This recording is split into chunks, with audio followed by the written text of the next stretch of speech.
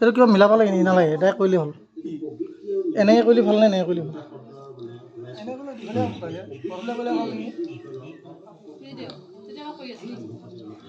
ইয়াততো পদপথে কৈ গৈছে প্ৰবৃত্তি আৰু নিবৃত্তি আৰু প্ৰবৃত্তি কৰ্ম কোনবিলাক আৰু নিবৃত্তি কৰ্ম কোনবিলাক নহয় জানো এতিয়া প্ৰবৃত্তি কৰ্মবিলাক যিবিলাক বিষয়ৰ কৰ্ম সেইবিলাককে প্ৰবৃত্তি আৰু নিবৃত্তি কৰ্মবিলাক য'ত কোনো বিষয় নাহে কোনো স্বাৰ্থ নাহে সেইবিলাককে কৈছে নিবৃত্তি নহয় জানো এতিয়া আমাৰ আকৌ প্ৰবৃত্তিটো কেতিয়াবা নিবৃত্তি আহে নিবৃত্তিটো প্ৰবৃত্তি সোমাই যায় গম পাইছেনে আমি যদি আশাবাদী হৈ কিছুমান কৰ্ম কৰোঁ সেইটোকে কৈছে প্ৰবৃত্তি আৰু য'ত নিৰাশা কোনো আশা নাই তাক কৈছে নিবৃত্তি ধৰি লওক আগম আৰু নিগম দেই এতিয়া ইয়াত যে ঈশ্বৰ কৰ্ম গুৰু কৰ্মভাগ নহয় জানো ইয়াত এতিয়া আমাৰ এই কৰ্মভাগ কৰিব যাওঁতে আজি সেৱকীয়ে এই কৰ্মভাগ সেৱাভাগ পাতিলে পিতৃ শ্ৰাদ্ধ আৰু আশাবাদী তেওঁলোকে ভাবিছে এইটো বেয়া পাবলগীয়া কথা নাই দেই তেওঁলোকে ভাবিছে মই ভালকৈ ভকতক মাতি আনি গীতাখন ভালকৈ পঢ়াই দিম মাহে প্ৰসাদে জাই জলপানে ভকতক ঠিককৈ খুৱাই দিম মোক পিতাই যাতে বৈকুণ্ঠ পায়গৈ স্বৰ্গকে আশা এটা থাকি গ'ল হয়নে আশাটো কৰি পেলাই সকাম ভাগ কৰি দিয়া যদি ইয়াত কল মাহ একো নিদিয়াকৈ যদি গীতাখন পঢ়াই দিয়া হ'লে হয় প্ৰভুসকল বেছি সময় নহয় এঘণ্টা মানে নিবিড়ভাৱে নিৰ্গুণ বা কোনো মানে ইয়াত কোনো আশা নাই এঘণ্টা বোলে গীতাখন পঢ়াই দিম ভকতসকল আপোনালোকে আহিবচোন এই দিলে যদি চাহ পানী অকণমান দিলে নিদিলে যদি তাকো নাই নহয় জানো আৰু তেনেকৈ খাব নাপালে আহিব জানো ভকত আজিকালি নাহে নহয় কিবা নহয় কিবা দিবই লাগিব নহয় জানো দিব যাওঁতে আকৌ আহি গ'ল তাতে আকৌ কিছুমান কথা আহি পৰে দেই প্ৰভুসকল সেই গতিকে প্ৰবৃত্তিত আমাৰ আশা আছে নিবৃত্তিত আশা নাই গম পাইছেনে য'ত এতিয়া ইয়াত আমি আশাতে ভগৱন্তৰ ওচৰত এভাগ কৰ্ম কৰিছোঁ মোক পিতাই যাতে জনমে যাতে বৈকুণ্ঠত বা স্বৰ্গত ঠাই পায় আৰু এইটোক লৈ মানে মোক পিতাই মানে কল্যাণৰ কাৰণে কৰ্মভাগ কৰা হৈছে যদি মই আমাৰ যদি ক'লোঁ হয় যে এই বছৰেকীয়া সেৱা এভাগ পাতিছোঁ শ্ৰাদ্ধ বুলি নকয় যদি সেৱা এভাগ বুলি কোৱা যায় তেতিয়া ভাগটো তেতিয়াও বেলেগ অৰ্থটো এই বছৰেকীয়া সেৱা এভাগ পাতিছোঁ নহয় জানো আৰু যদি পিতাই বছৰেকীয়া শ্ৰাদ্ধটো পাতিছোঁ আপোনালোকে আহিব তেতিয়া ছাইডটোও বেলেগ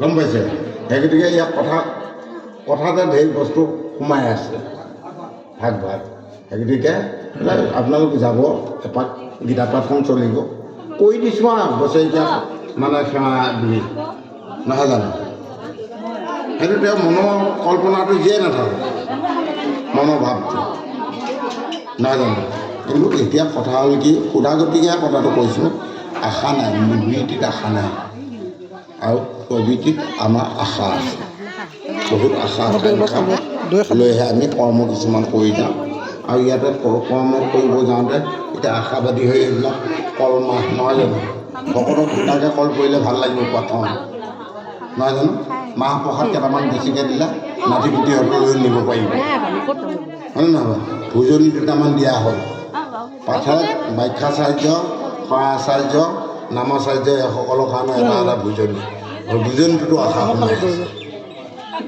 ভোজনটো যদি কমজুৰি হয় আমাৰো মনবিলাক কমজুৰি হয় ভোজনটো তাত হয় যদি পাঠক ব্যাখ্যা কৰা মনবিলাক একেবাৰে নহয় জানো একে এই বেয়া নাপাব কথাটো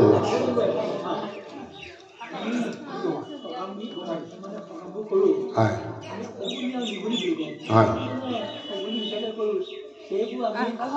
আশা নিষ্কাম আশা নাই প্ৰবৃত্তিৰ ভাগটো অকণমান মানে এই একেই বস্তুটো একেই দেই প্ৰভু। এতিয়া সকাম আৰু নিষ্কাম আপুনি যে ক'লে প্ৰবৃত্তি আৰু নিবৃত্তি কথাখিনি একেই, অকণমান তাৰতম্য আছে, অন্য বেলেগ তাৰতম্য নাই।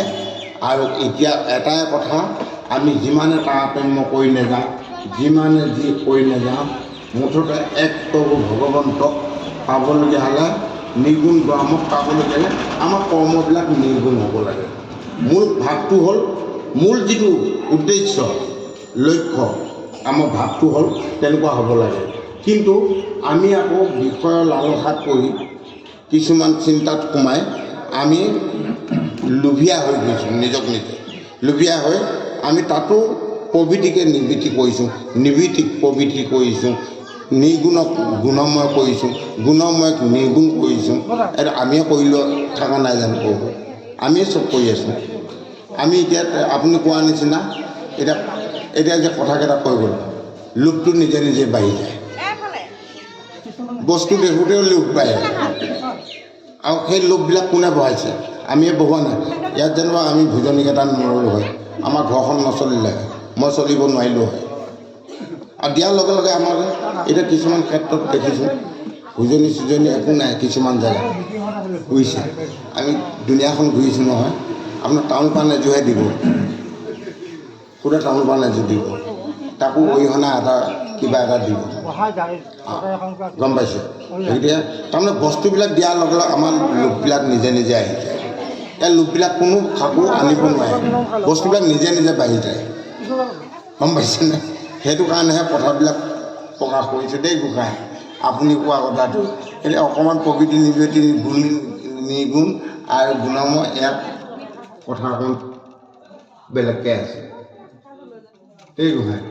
কাৰণ এতিয়া গোটেইবিলাক আমি খৰচী মাৰি ক'ব গ'লে এতিয়া ক'ব কি এইটোৱে বেছিকৈ কৈ আছে, এই গতিকে আকৌ বেয়াও লাগে বুজিছে, লাজো লাগে। সেই গতিকে কিছুমান কথা এতিয়া আটকি ৰাখি থৈ দিওঁ আৰু দেই গোসাঁই, বেয়া নাপাব। কৃষ্ণ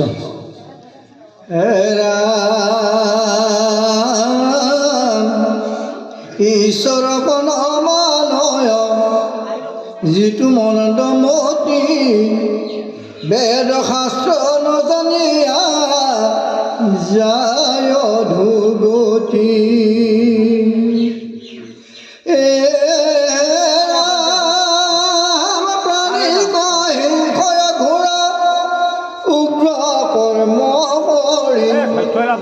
আপোনাৰ প্ৰীতি হয় শিষ্ণুদৰ ভৰি, হে ৰাম দম্ভদৰ পহিংসা পৰ নিন্দা অভিলাষ, পাঞ্চশ দেশ এহিকে প্ৰধান, কৰ্ম কৰ চলঘা নাই লোকক দেখাই, কেনমতে আনাপ প্ৰশংস। এতিয়া কথা গুৰুসকল পদবন্ধেটো গমেই পাইছে নহয় জানো? মই কৰ্মভাগ কৰিছোঁ, ঈশ্বৰৰ কৰ্মভাগ কৰিছোঁ, পায় শলিতাৰ পৰা ধৰি বিভিন্ন কৰ্ম কৰিছোঁ। কিন্তু এতিয়া কৰিছোঁ দেখাক দেখি, মোৰ ধৰি লওক টকা আছে, টকা পইচা আছে, ৰাইজক মাতি আনি একেবাৰে ঠিককৈ খানা তুলি তাতকৈ গোলাই চোলাই মানে উভয় নদীকে দিম আৰু। কিন্তু তাৰ আকৌ ভক্তি নাই। মোৰ টকা আছেতো, ৰাইজক মাতি আনিম, ৰাইজক খুৱাই বোৱাই দিন যোৱা কাৰ্যসূচীত ভাগৱতখন গোৱাই দিম, একদম যোৱা সময়ত ভকতে উগাৰি যোৱাকৈ মিঠাই চিঠাই খুৱাই দিম। ভকতি হ'ব জানো? তেওঁ যদি ভকতি আনে, তেওঁ ভকতক মাতি আনিলে হয়, ধৰ্মভাগ এটা ল'লে, পুণ্য ভাগ এটা ল'লে, পুণ্য হ'লে স্বৰ্গতহে যাব পাৰে। যদি ভকতি নাই, তেওঁ কেনেকৈ স্বৰ্গত যাব বা বৈকুণ্ঠত যাব? কাৰণ ভকতি কৰিব পাৰিলেহে বৈকুণ্ঠত যাব পাৰিব। পুণ্য কৰিছে, ভকতক খুৱাইছে মাতি আনি, একেবাৰে ঠিককৈ খুৱাইছে, বাগৰি বাগৰি যোৱাকৈ, নহয় জানো? দিনে ৰাতিয়ে খাওঁ, পূৰা পুণ্য আৰু টকা আছে, নামঘৰ গেট এটা বনাই দিছে, গোটেই মণিকূট বনাই দিছে, নামঘৰ বনাই দিছে। তেওঁ পুণ্যহে হৈছে, ধৰ্ম হোৱা নাই। তেওঁ পুণ্যহে উপাৰ্জন কৰিছে। পুণ্য উপাৰ্জন কৰি তেওঁ স্বৰ্গগামীহে হ'ব পাৰিব, বৈকুণ্ঠগামী হ'ব নোৱাৰে। আৰু পুণ্য কৰোঁতে কৰোঁতে যেতিয়া ধৰ্ম কৰিবগৈ তেতিয়াহে তেওঁ বৈকুণ্ঠত যাব পাৰিব। অকল বোলে মোৰ টকা আছে, পইচা আছে, গোটেই নামঘৰটোকে বনাই দিম, গোটেই গাঁৱৰ ৰাস্তা, কেঁচা ৰাস্তা পাকা বনাই দিম, নামটো মোৰ লেখি দিব লাগিব টাইলছ দি, অমুকাই বনাই দিলে, অমুক পথ, নহয় জানো? তেওঁ এই কৰ্মবিলাক কৰাৰ বিনিময়ত পুণ্য উপাৰ্জন হয়। আৰু পুণ্য উপাৰ্জন হ'লে স্বৰ্গত যাব পাৰিব।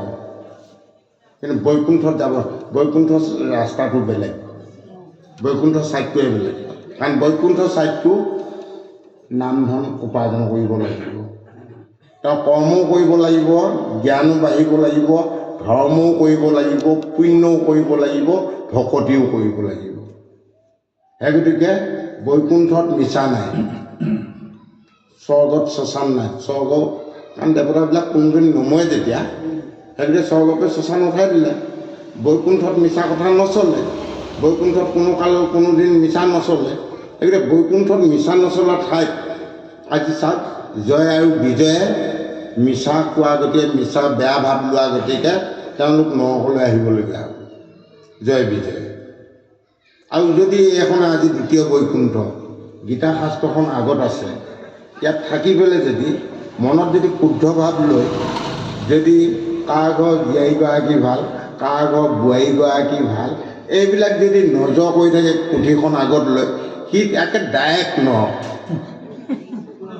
ডাইৰেক্ট কনচিডাৰ নাই ইয়াত, ন' কনচিডাৰ, একদম কনচিডাৰ নাই দেই। ক'ব একদম 7 কোষ নৰকত পচিব, ফাইনেল সিদ্ধান্ত। ইয়াত ৰেহাই নাই। গতিকে এইটো দেহটোকে বৈকুণ্ঠ সজাব পাৰিব লাগিব, দেহটোক স্বৰ্গ সজাব পাৰিব লাগিব। আৰু যদি দেহটোক কোনোবাই জানি বুজি নৰক বনাই সজাই লৈছে, তেওঁৰ তলত আৰু জীৱনত উৎগতি কৰিব নোৱাৰে। 84 লক্ষ অতিক্ৰম কৰি পুণ্য উপাৰ্জন কৰিলেহে তেওঁ হয়তো আকৌ কিবা এটা গতি পাব মনুষ্য। তাকো ডাইৰেক্ট প্ৰমোশ্যন নাপায়, মনুষ্য হ'ব পাৰিব, তাত প্ৰমোশ্যন নাই। সি ভিক্ষাৰী হৈ লাণ্ডাচা হৈ আহিব লাগিব, ঘটিয়াম বাটিয়াম, বুজিছে? আমাৰ নিচিনাকৈ আহিব লাগিব। কিন্তু আমি যেনেকুৱা তপনা হৈ আহিছোঁ, কতসকলক ভগৱন্তই কৈ আছে, এই পৃথিৱীত যাই অমুকাক পঠিয়াই দি, প্ৰভু মই আৰু পৃথিৱীত মনুষ্য হৈ নাযাওঁ দেই। এই যা ভাই, আকৌ এবাৰ যাচোন। কৈছে যাম, আপুনি কৈছে যেতিয়া যাম, কিন্তু এখন দলিলত লিখি দিয়কচোন, গাড়ী 5খন লিখি দিয়ক, ফিলেট 3টা লিখি দিয়ক, মাটি পথাৰ মাটি ইমানশ বিঘা লিখি দিয়ক, তেতিয়া যাবি আৰু যা লিখি দিছোঁ। ভগৱন্তই লিখি দিব লাগিব, নচিব আপোনাৰ এইডোখৰ কৰ্মফলে এখন আমি সাধি আহিছোঁ, সাধি যিটো আহিছোঁ সেইটোহে পাব। ইয়াত সাধি নাহাকৈ গাড়ী কিনিম, মটৰ কিনিম, কিবা কিনিম, ফ্লেট কিনিম, মুখতে কৈ থাকিলে কামত নাহিব জানো? এইখনত লিখি আনিব লাগিব, প্ৰভু বিধাতাই লিখা কপাল, বুজিছেনে? বিধাতা কোন? সেইজনে হ'ল ভগৱান, বিধাতাই হ'ল ভগৱান। আৰু সেইজনে আমাৰ কপালত লিখি দি পঠাব লাগিব, তেতিয়াহে পাম। আৰু নিলিখাকৈ আহি পেলাই ইয়াত যেতিয়া ঘিউ মৌ খাই থাকিব বিচাৰোঁ, পাম নেকি? সাধি আহিব লাগিব দেই গোসাঁই।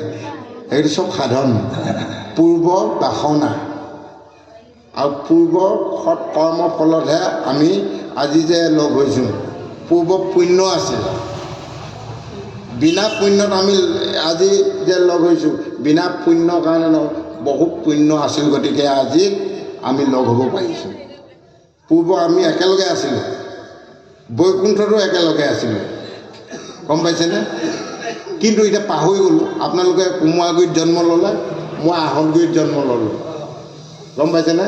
এতিয়া কালক্ৰমে আমি আহি আহি আজি তাৰিখত এক লগ হ'লোঁ। এইটো আমাৰ দ্বিতীয় জন্ম, দ্বিজ বুলি কৈছে, দ্বিতীয় জন্ম।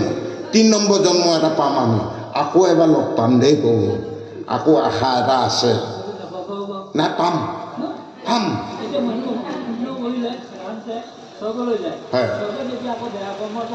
এতিয়া নৰকত যাব, ডাইৰেক্ট ন বুজিছে। এতিয়া আকৌ লগ পাম, লগ পোৱাৰ আশা আছে। কিয় জানে, আপোনালোকৰ নিচিনা সাধুসকলক যদি লগ নাপাওঁ আৰু কাক লগ পাম? আপোনালোকে কিবা এটা পুণ্য কৰিছে, আমিও কৰিছোঁ, এই ভাগৱতৰ জৰিয়তে হওক বা কিবা এটা জৰিয়তে হওক, নিশ্চয় আকৌ লগ হোৱাৰ সম্ভাৱনা এটা আছে, গম পাইছেনে? সেই গতিকে নাৰদেও 3 জন্মতহে ব্ৰহ্মা মানস পুত্ৰ হৈয়ে নাৰায়ণৰ নাম শুনাই ফুৰিছিল। আমাৰ 3য় জন্ম এটা পাম, এইটো 2য় জন্ম, গম পাইছেনে? প্ৰথম জন্মত একেলগে আছিলোঁ, আকৌ 2য় জন্মত আজি লগ পোৱাপুৰি হ'লোঁ, 3 নম্বৰ জন্মত আকৌ লগ পাম, আশা আছে, আকৌ আহিম, নহয় জানো? আকৌ বাছবিলাকত যে লিখা থাকে আকৌ আহিম বুলি, আকৌ আহিম দেই প্ৰভু কৃষ্ণ।